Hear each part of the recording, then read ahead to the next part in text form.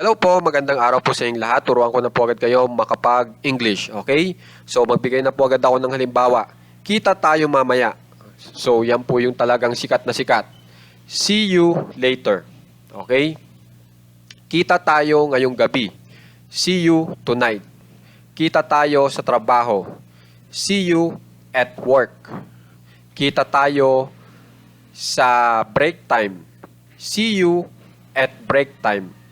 Okay? Kita tayo sa umaga. See you in the morning. Pag ang gusto nyo ay kita tayo sa hapon, see you in the afternoon. Okay? Kita tayo muli. Pag in English po yan, see you again. Kita tayo sa madaling panahon. See you soon. Kita tayo sa palibot-libot. See you around. Kita tayo sa hapunan. See you at dinner time. Kita tayo sa tanghali. See you at noon. Pag gusto nyo naman po ay araw, kung na kayo makikita, kita tayo sa Lunes. See you on Monday. On po na preposition ang dapat nyong gamitin. Kunyari po, on Monday, on Tuesday, on Wednesday, on Thursday, on Friday, on Saturday, hanggang sa on Sunday. Okay po? Kita tayo, tapos pag oras po, at naman na preposition ang gagamitin nyo. Kita tayo sa alas 10 ng umaga. Kapag in English po natin yan, see you at 10 a.m. Okay? Tapos ito pa, gusto ko ituro sa inyo to para hindi kayo malito. See you at school o kaya see you in school.